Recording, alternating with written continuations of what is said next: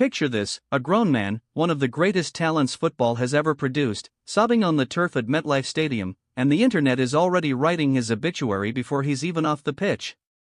That is exactly what happened this past Sunday, and folks, we need to talk about it.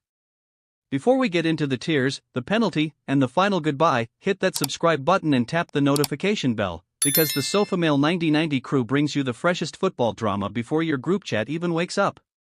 So here is the scene. Brazil, the nation that treats football like a religion, walks into the 2026 World Cup round of 16 against Norway. Not exactly a football powerhouse on paper, right? Wrong. Erling Haaland had other plans, and he basically turned MetLife Stadium into his personal highlight reel, scoring twice and sending Brazil packing with a brutal 2-1 scoreline.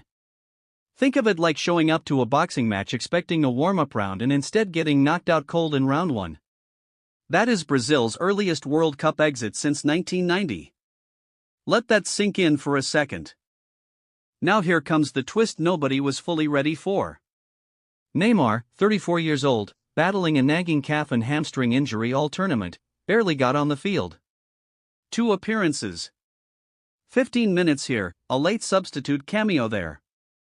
But in that final match against Norway, he did manage one moment of magic, burying a penalty in stoppage time. A consolation goal, sure, but also, unknowingly, the final touch of his entire international career. And that is when the real headline dropped. Through tears, standing in the very stadium where he made his Brazil debut all the way back in 2010, Neymar told reporters, quote, I tried. Now it's over. I started here, I finished here.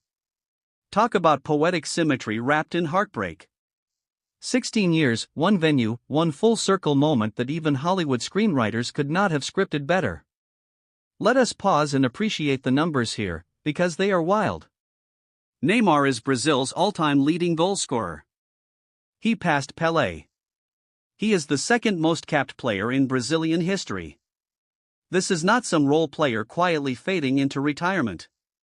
This is the guy who carried the number 10 shirt, the most pressure-packed jersey in world football, through multiple World Cup cycles, multiple coaching changes, and enough injury setbacks to fill a medical textbook. But here is the real kicker, the part that stings the most for Brazilian fans. Neymar leaves the international stage without ever lifting that World Cup trophy. Think about that for a moment. Peak talent, generational skill, and yet the one prize that defines legacy in football slipped through his fingers every single time.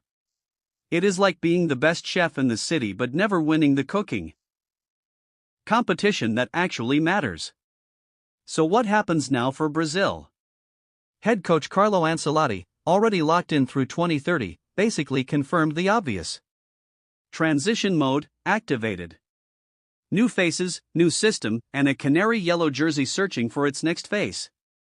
The Brazilian Football Confederation now faces the unenviable task of replacing an era-defining superstar, and honestly, good luck finding another Neymar anytime soon. Here is the bigger picture though. Football careers are not measured only in trophies. They are measured in moments, and Neymar gave the world plenty of unforgettable ones. Dribbles that broke ankles, goals that broke records, and now, a farewell that broke hearts.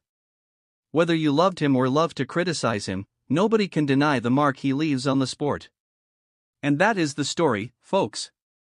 A tearful goodbye, a broken record, and the end of an era at MetLife Stadium. Thank you so much for watching.